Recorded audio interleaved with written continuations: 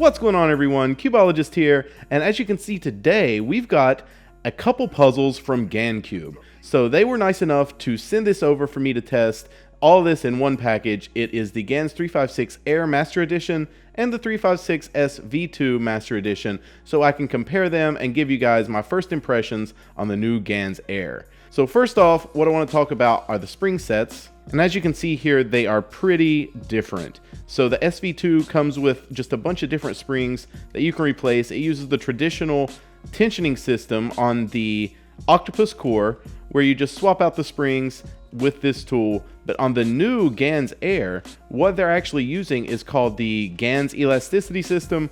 I'm not 100% sure about that name, but anyway, what it is a combined nut and spring all in one little compartment there. So you never have to take anything apart, and they're all color coded to tell you how stiff the spring actually is, which is pretty cool, but I'll get into more about that in a minute. First off, let's quickly go over the differences between the Air and the V2.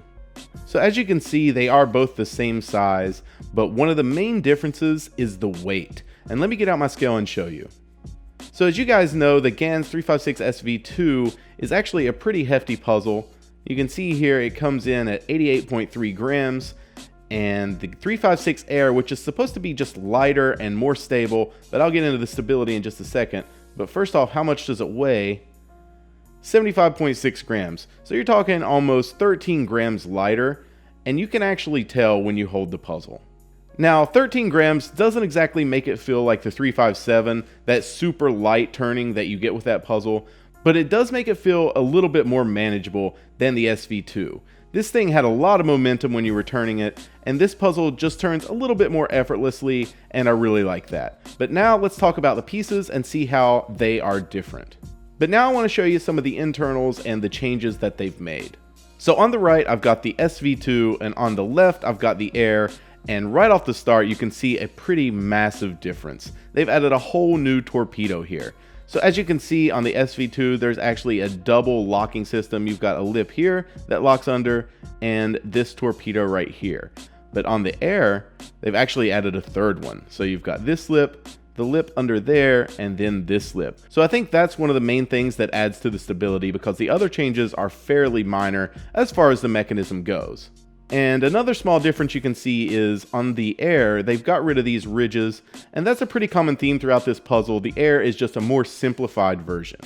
So as you can see here on a corner, it holds true that the ridges have been replaced with just a couple tracks just to help turning, and I kind of like the more simplistic design.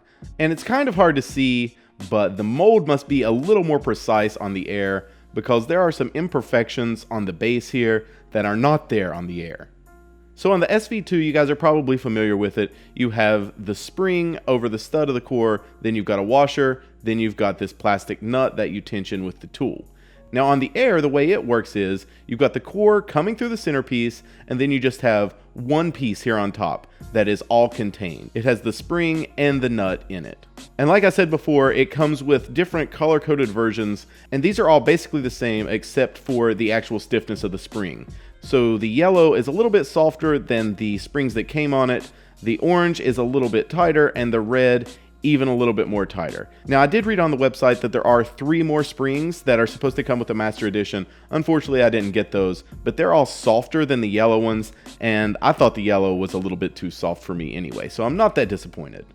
Now to talk about feel, this puzzle actually retains some of the properties of the SV2, but not a whole lot. Now the smooth feeling that you got with the SV2, that's definitely still there. Once you get this puzzle turning, it absolutely glides, and out of the box it's super quick. I definitely had to slow it down with some speedy, then I put some silk in it, and I've got it kind of to where I like it, but it's still a little bit uncontrollable for me.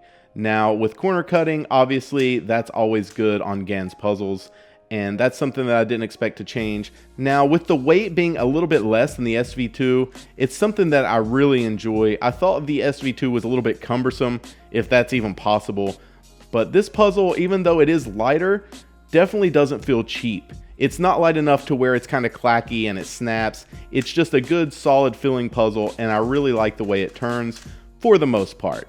Now there is one small problem with this puzzle, and that is that it catches a little bit. Now, out of the box, it was a lot worse than it is now. After I actually tensioned it and set it up, you can see that it turns pretty well, even with my poor turning style.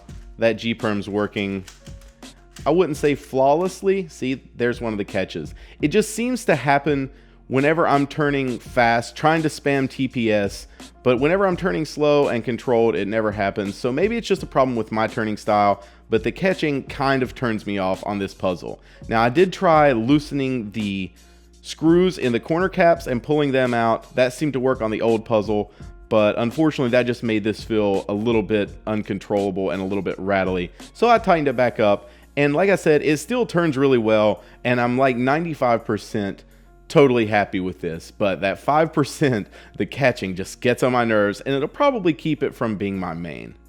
But like I said, I'm pretty happy with this puzzle overall, and I'm really grateful to Gans for sending this over. So now what I'm going to do is I'm going to show you a few solves. They're not great, but they're mine and I love them. So give this video a thumbs up if you enjoyed. I really hope you did, and you'll hear from me really soon, guys. Talk to you later. Bye.